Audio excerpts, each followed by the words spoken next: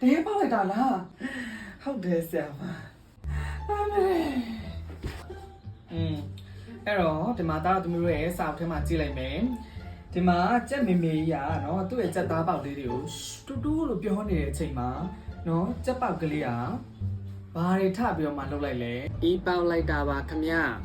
ဟုတ်တယ်အဲ့တော့ကြောင်ကြီးကဘာဖြစ်သွားလဲလက်မီပြေးသွားကြောင်ကလေးကလက်မီပြေးသွားတာ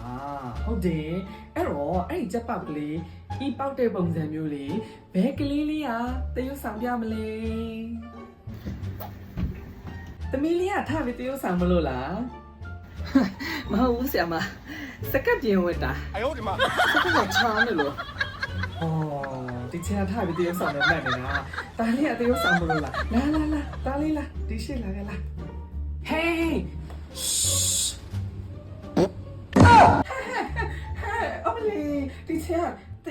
တရုပ်ဆောင်ခိုင်းတာလေတကယ်ပေါက်လိုက်တာလားဟုတ်တယ်ဆရာမ哎呦我的妈 Tomorrow ညထတွေဂျာထညထလာနာမင်းအီးပေါက်လိုက်တာမလားမင်းမပေါက်ပါလာမလိန်နဲ့မင်းပေါက်တာသေးကြတယ်ကွာမင်းပေါက်တာ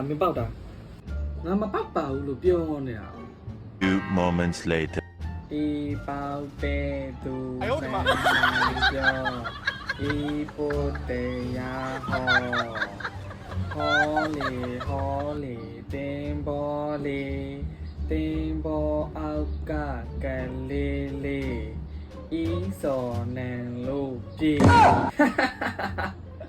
မင်းပေါက်တာငါမပေါက်ပါဘူးဟာဒီမှာမင်းပေါက်တာပြနေလေ哎呦我的妈！မင်းပေါက်တာနဲမြန်ပြီကွာကိုနကောင်ဘာတွေဖြစ်နေတာတော့ဆရာမသူအေးပေါက်တာကိုတားအေးပေါက်ပါတယ်ဆိုပြီးတော့တားကိုဒီလိုမျိုးတွေလုပ်ပြီးတော့မှပြောနေတာတားတကယ်မပေါက်သူပေါက်နေတာဆရာမထိုင်လိုက်တာနဲ့ကိုနန်းစော်နာပဲနေ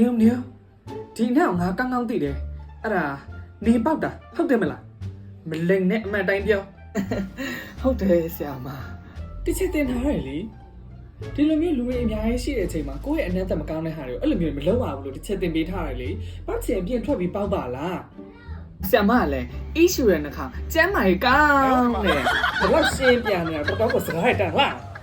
အမလေးဆရာမရဲ့